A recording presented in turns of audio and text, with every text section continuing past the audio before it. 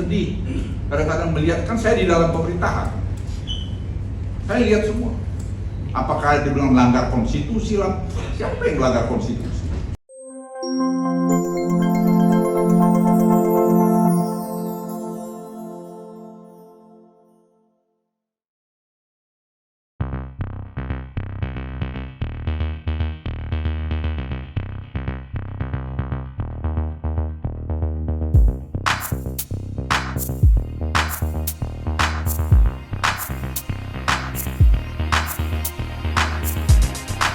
Bapak Ibu sekalian, tadi kita mewaspadai keadaan Timur Tengah tidak hanya di Gaza, tapi ini juga bisa berskala lebih besar, masuk di mana, di Beirut, itu dengan Hezbollah, dengan nanti ke Iran, bisa Houthi dan sebagainya. Jadi ini besar sekali, dan itu belum lagi terjadi masalah di South China Sea.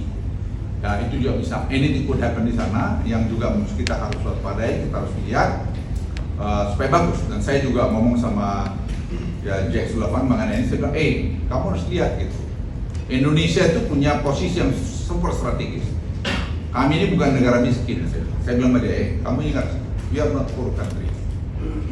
I'm telling you. Saya bilang, ini saya jelaskan tadi growth trajectory kita ini, dan we are doing this right. Under leadership Presiden Joko Widodo kita sangat bagus sekali, dan sekarang juga dengan Presiden Prabowo.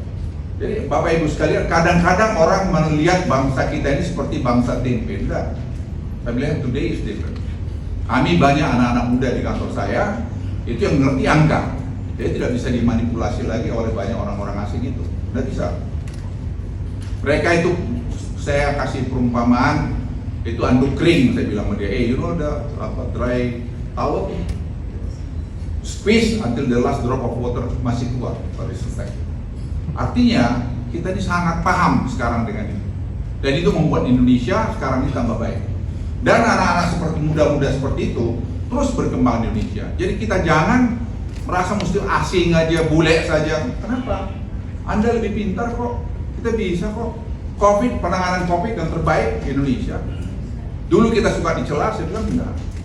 Kita bisa menyeimbangkan penanganan COVID dengan contain tadi penyebarannya, dan kita masih bisa melihara ekonomi kita dengan baik. Jadi saya titip pada teman-teman di NU, ayo kalian tempat sumber human capital yang bisa membuat Indonesia lebih bagus. Dan Anda, menurut saya di pribadi melihat NU itu sebenarnya salah satu pilar daripada Republik ini, pilar persatuan-kesatuan di Republik ini.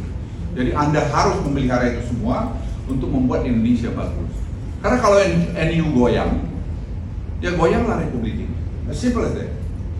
Ya. Jadi NU harus bisa solid, dan NU jangan cepat terbawa dengan sosmed, berita sosmed. Saya sedih kadang-kadang melihat, kan saya di dalam pemerintahan, saya lihat semua. Apakah dibilang melanggar konstitusi lah? Siapa yang melanggar konstitusi? Seperti Gus Dur, saya bilang makanya dengan talkshow saya sama Pak Mahfud, saya bilang, kita harus luruskan soal Gus Dur. Gus Dur itu tidak pernah melanggar konstitusi. Tidak ada korupsi. Yang ada adalah masalah politik. Siapa yang menikmati ini? Jadi sama juga dengan Pak Jokowi, ada yang ngomong melanggar konstitusi. Saya di dalam, saya saksi hidup. Tidak ada yang dilanggar semua ini.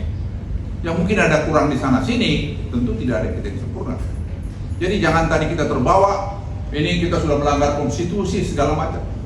Saya di dalam, dan saya tidak akan lacurkan, maaf saya kata itu, lacurkan kredibilitas saya untuk tadi membohongin ini.